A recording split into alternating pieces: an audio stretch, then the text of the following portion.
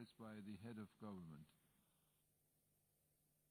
President, it's my distinct honor and privilege to introduce the recorded statement by the Honorable Prime Minister of Bangladesh, Her Excellency Sheikh Hasina. I thank you.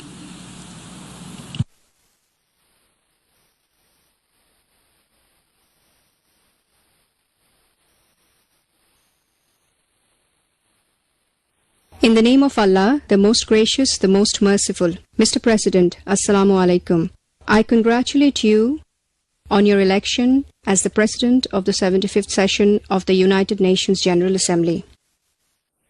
We are passing through an unprecedented crisis in the history of humankind due to the COVID-19 pandemic.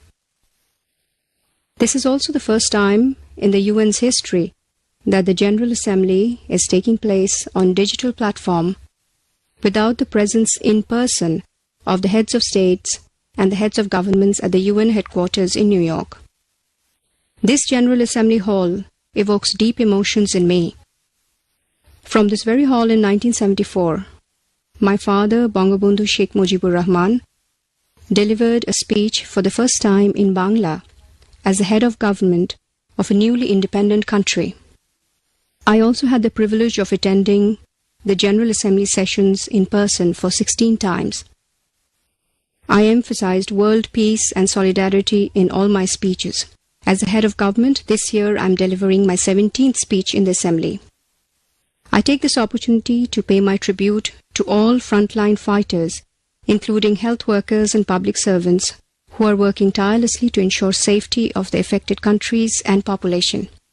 I also commend the United Nations Secretary General for his bold leadership and multilateral efforts during this crisis. Bangladesh was among the first rank of countries to endorse the Secretary General's various initiatives, including his global ceasefire appeal. Just as the Second World War created opportunities for countries to come together in their efforts to cooperate through the establishment of the United Nations, similarly, this pandemic has emphasized the need for collective action under the guidance of right leadership.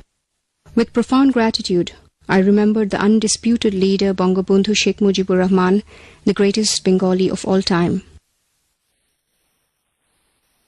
He taught the Bengali nation to stand firm in the world by ending exploitation, deprivation, and oppression. Following his footsteps, we have been able to secure a respectable position for Bangladesh in the Committee of Nations.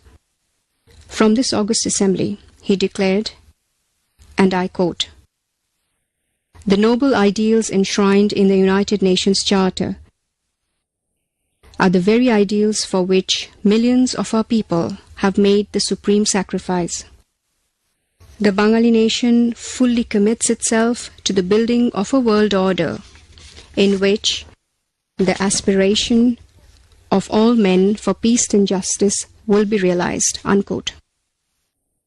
His statement was indeed a bold expression for multilateralism. The reflection that Bangabandhu made in 1974 continues to remain equally relevant even today as we grapple with the current crisis. This year is particularly significant for the Bengali nation as we are celebrating the birth centenary of the father of our nation. Our reflection on his life, struggle and sacrifice and celebration of his achievements is a source of our encouragement for a brighter future and give us the hope to cope with the challenge of COVID-19.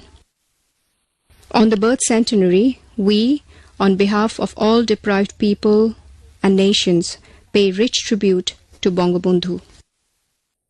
I remember with deep pain the brutal assassination of my father, father of the Bengali nation, and the then President Bangabandhu Sheikh Mujibur Rahman on 15th August 1975, along with 18 members of my family, including my mother, 3 brothers, 2 sisters-in-law. The lives of myself and my younger sister were fortunately spared as we were out of the country at that time. We had to stay abroad as refugees for 6 long years. I mention this to this assembly so that the world does not see the repetition of such heinous, brutal, and unjust killings ever. সভাপতি, COVID-19 প্রমাণ করেছে আমাদের সকলের ভাগ্য একই সূত্রে গাঁথা। আমরা কেউই সুরক্ষিত নই যতক্ষণ পর্যন্ত না আমরা সকলের সুরক্ষা নিশ্চিত করতে পারছি। এই ভাইরাস আমাদের অনেকটাই ঘরবন্দি করে ফেলেছে, যার ফলে স্বাস্থ্য ব্যবস্থার পাশাপাশি অর্থনৈতিক কর্মকাণ্ড মারাত্মকভাবে ব্যাহত হয়েছে।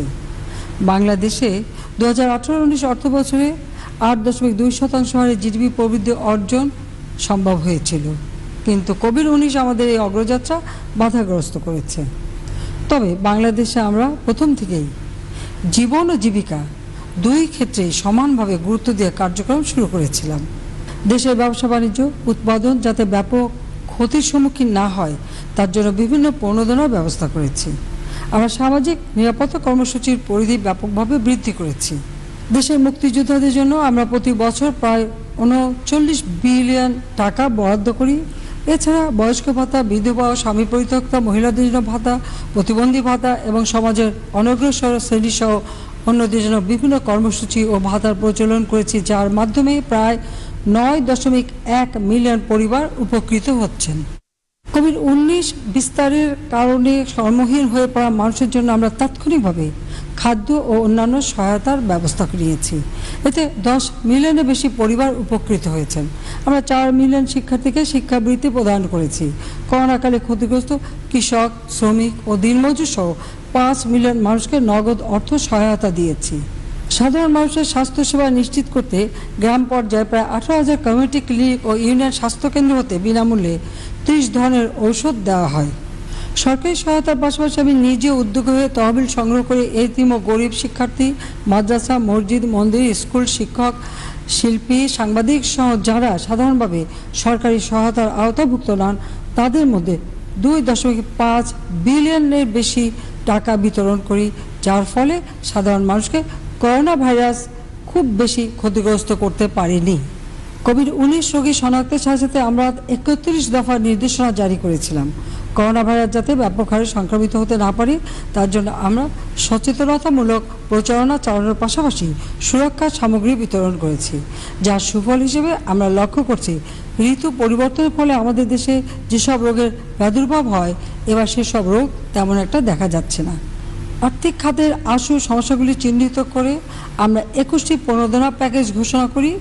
রপ্তানিমুখী শিল্প, শ্রমিকদের সুরক্ষা, ক্ষুদ্র মাঝারি শিল্পকে ওয়ার্কিং ক্যাপিটাল প্রদান, রপ্তানি বৃত্তিতে ঋণ প্রদান, কৃষি ও কৃষকদের সহায়তা, কর্মসৃজনের জন্য ঋণ প্রদান, ক্ষতিগ্রস্ত ব্যবসা প্রতিষ্ঠানের সুদ মওকুফ, পুনঃ অর্থায়ন স্কিম এবং স্বাস্থ্যকর্মীদের জন্য বীমা চালুকরণ ইত্যাদি খাত প্রণোদনার অন্তর্ভুক্ত রয়েছে। এ পর্যন্ত আমরা মোট 13.25 বিলিয়ন মার্কিন ডলার সমপরিমাণ প্রণোদনা প্যাকেজ ঘোষণা করেছি, যা আমাদের মোট জিডিপির 4.03%। আমরা করোনাকালে খাদ্য উৎপাদনকে সর্বোচ্চ গুরুত্ব দিয়েছি। সেই সঙ্গে পুষ্টির নিশ্চয়তার জন্য সব ধরনের ব্যবস্থা নেওয়া হয়েছে।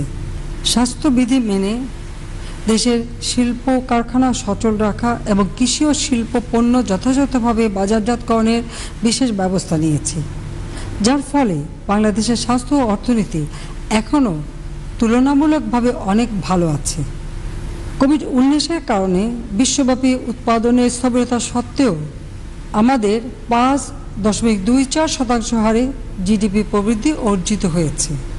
আগামী অর্থ বছরে জিডিপির প্রবৃদ্ধির হার 7% উন্নীত হবে বলে আমরা আশাবাদী।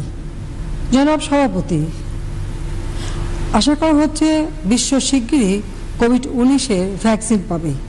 এই ভ্যাকসিনকে বৈশ্বিক সম্পদ হিসেবে বিবেচনা করা প্রয়োজন। সকল দেশ যাতে এই ভ্যাকসিন সময় মতো এবং একই সঙ্গে পায় তা নিশ্চিত করতে হবে। কারিগরি জ্ঞান ও মেধাস্বত্ব প্রদান করা হলে এই ভ্যাকসিন বিপুল পরিমাণে উৎপাদনের সক্ষমতা বাংলাদেশে রয়েছে। মহামারী নিরসনে আমাদের উদ্যোগ এবং এজেন্ডা 2030 অর্জনে আমাদের প্রচেষ্টা সমান তালে এগিয়ে নিয়ে যেতে হবে। বাংলাদেশের দ্বিতীয় ভলান্টারি ন্যাশনাল রিভিউ রিপোর্ট উপস্থাপন প্রমাণ করে যে টেকসই উন্নয়ন অভিষ্ট অর্জনে আমরা যথাযথভাবে এগিয়ে চলেছি। বাংলাদেশকে আমরা 2021 সালের মধ্যে একটি মধ্যম আয়ের দেশ, 2030 সালের মধ্যে এসডিজি অর্জন, 2041 সালের মধ্যে উন্নত দেশ এবং 2100 সালের মধ্যে সমৃদ্ধ বদ্বীপে পরিণত করতে কাজ করে যাচ্ছি।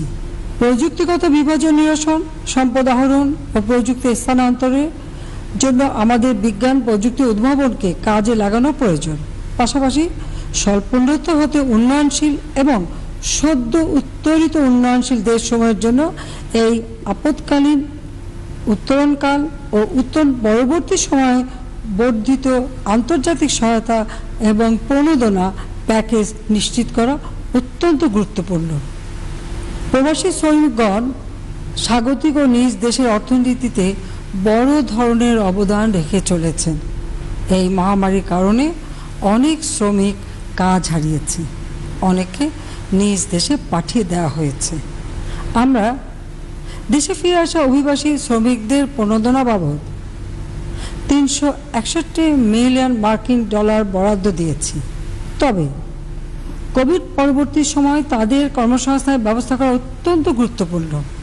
আমি অভিবাসী শ্রমিকদের বিষয়টি সহমর্মিতার সঙ্গে ও ন্যায়সঙ্গতভাবে বিবেচনা করার জন্য আন্তর্জাতিক সম্প্রদায় ও অভিবাসী গ্রহণকারী দেশসমূহের প্রতি আহ্বান জানাচ্ছি।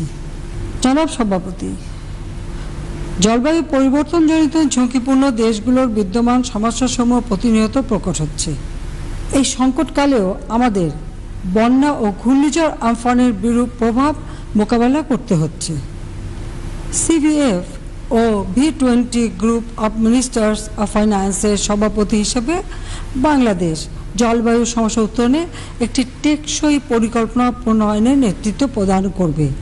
এছাড়াও গ্লাসগো কনফারেন্স অফ পার্টিস কপ এ গঠনমূলক ও কার্যকর ফলাফল নিশ্চিত করতে বাংলাদেশ সর্বদা সচেষ্ট থাকবে। লিঙ্গ সমতা নিশ্চিতকরণে Beijing declaration and platform of action কার্যকর ভূমিকা রেখেছে। এই ঘোষণার 25 বছর পূর্তি উদযাপনকালে ঘোষণায় উল্লেখিত গুরুত্বপূর্ণ ইস্যুসমূহ বাস্তবায়নে আমাদের দৃঢ় সংকল্প ও পারস্পরিক সহযোগিতার প্রয়োজন। বাংলাদেশে আমরা লিঙ্গ বৈষম্য সামগ্রিকভাবে 72.6% কমিয়ে এনেছি। আমাদের জাতীয় উন্নয়নের মূলে রয়েছে নারীদের অবদান। মহামারী মোকাবেলা সহ সকল কার্যক্রমে বাংলাদেশের নারীরা সামনে থেকে কাজ করে যাচ্ছেন। শিশুদের উন্নয়নে আমরা বিশেষ কর্মসূচি বাস্তবায়ন করে যাচ্ছি। ইউনিসেফের এক্সিকিউটিভ বোর্ডের বর্তমান সভাপতি হিসেবে আমরা শিশুর প্রতি বৈষম্য দূরীকরণে কাজ করে যাচ্ছি। তাছাড়া কোভিড সংক্রান্ত সমস্যা যাতে শিশুদের সামগ্রিক সমস্যায় পরিণত না হয় তা নিশ্চিত করতে আমরা সচেষ্ট রয়েছি। জনাব সভাপতি, সকলের সাথে বন্ধুত্ব, কারো সাথে বৈরিতা নয়, এই নীতিবাক্য আমাদের পররাষ্ট্রনীতির মূল মন্ত্র। এই মন্ত্রে উদ্বুদ্ধ হয়ে বাংলাদেশ শান্তি ও নিরাপত্তা রক্ষা এবং শান্তির সংস্কৃতি বিনির্মাণে নিয়মিত অবদান রেখে চলেছে। মহামারীকালে অসহিষ্ণুতা, ঘৃণা, বিদ্বেষ ও উগ্র জাতীয়তাবাদের মতো বিষয়গুলো বৃদ্ধি পাচ্ছে। শান্তির সংস্কৃতি প্রতিষ্ঠার মাধ্যমে আমরা এ বিষয়গুলোর মোকাবেলা করতে পারি। শান্তিরক্ষী প্রেরণের বাংলাদেশের অবস্থান এখন শীর্ষে। সংঘাতপ্রবণ দেশসমূহে শান্তি প্রতিষ্ঠা ও শান্তি বজায় রাখতে আমাদের শান্তিরক্ষীগণ জীবনের ঝুঁকি নিয়ে কাজ করে যাচ্ছেন। তাদের সুরক্ষা ও নিরাপত্তা নিশ্চিত করা আন্তর্জাতিক সম্প্রদায়ের অন্যতম দায়িত্ব। এবছর আমরা উইমেন, পিস অ্যান্ড সিকিউরিটি এজেন্ডার 20 বছর পূর্তি উদযাপন করছি। এই এজেন্ডার অন্যতম প্রবক্তা হিসেবে আমরা শান্তি ও নিরাপত্তায় নারীর ভূমিকার উপর গুরুত্ব আরোপ করছি। বাংলাদেশ ইতিমধ্যে এ বিষয়ে একটি জাতীয় কর্মপরিকল্পনা প্রণয়ন করেছে। শান্তির প্রতি অবিচল থেকে আমরা সন্ত্রাসবাদ ও সহিংস উগ্রবাদের বিরুদ্ধে জিরো টলারেন্স নীতি গ্রহণ করেছি। মহামারীর ফলে সৃষ্ট ঝুঁকি মোকাবেলায় জাতীয় উদ্যোগের পাশাপাশি আন্তর্জাতিক সহযোগিতাও অপরিহার্য। পারমাণবিক অস্ত্রমুক্ত পৃথিবী বিনির্মাণে বৈশ্বিক আকাঙ্ক্ষার প্রতি আমাদের সমর্থন অবিচল। সে বিবেচনা থেকে পরমাণু প্রযুক্তির শান্তিপূর্ণ ব্যবহারের বিষয়ে উন্নয়নশীল দেশসমূহের কার্যক্রমকে আমরা জোর সমর্থন জানাই। আমাদের স্বাধীনতা সংগ্রামে বাঙালি জাতি অবর্ণনীয় দুর্দশা, মানবতা বিরোধী অপরাধ ও গণহত্যার মতো জঘন্য অপরাধের শিকার হয়েছে। সেই কষ্টকর অভিজ্ঞতা থেকেই আমরা নিপীড়িত ফিলিস্তিনি জনগণের ন্যায়সঙ্গত দাবির প্রতি সমর্থন দিয়ে আসছি। বাংলাদেশ 11 লাখেরও বেশি জোরপূর্বক বাস্তুচ্যুত মিয়ানমার নাগরিককে আশ্রয় প্রদান করেছে। 3 বছরের বেশি সময় অতিক্রান্ত হলেও এখন পর্যন্ত মিয়ানমার একজন রোহিঙ্গাকেও ফেরত নেয়নি। এই সমস্যা মিয়ানমারের সৃষ্টি এবং এর সমাধান মিয়ানমারকেই করতে হবে। আমি আন্তর্জাতিক সম্প্রদায়কে এ ব্যাপারে আরও কার্যকর ভূমিকা গ্রহণের অনুরোধ জানাচ্ছি। জনাব সভাপতি, কোভিড-19 মহামারীর কারণে বিদ্যমান বৈশ্বিক চ্যালেঞ্জসমূহ আরও প্রকট হয়েছে। এই মহামারী আমাদের উপলব্ধি করতে বাধ্য করেছে যে এ সংকট উত্তরণে বহু পাক্ষিকতাবাদের বিকল্প নেই। জাতিসংঘের 75তম বছর পূর্তিতে জাতিসংঘ সনদে অন্তর্নিহিত বহু পাক্ষিকতাবাদের প্রতি আমাদের অগাধ আস্থা রয়েছে। জাতীয় পর্যায়ে বহু প্রতিকূলতার মধ্যেও বহু পাক্ষিকতাবাদের আদর্শ সমুন্নত রাখতে আমরা বদ্ধপরিকর। পাশাপাশি আমরা আমাদের জাতির পিতার স্বপ্নের সোনার বাংলাদেশ বিনির্মাণে নিরবচ্ছিন্নভাবে কাজ করে যাচ্ছি। দারিদ্র্য ও শোষণমুক্ত সেই সোনার বাংলাদেশ হবে গণতান্ত্রিক মূল্যবোধের উপর প্রতিষ্ঠিত, যেখানে সবার মানবাধিকার নিশ্চিত হবে। জাতির পিতার জন্ম শতবার্ষিকীতে জাতীয় বিশ্বের নিকট এটি আমাদের দৃঢ় অঙ্গীকার। সবাইকে আবারও ধন্যবাদ। খোদা হাফেজ। জয় বাংলা, জয় বঙ্গবন্ধু, বাংলাদেশ চিরজীবী হোক। জয় বাংলা, জয় বঙ্গবন্ধু, বাংলাদেশ চিরজীবী হোক।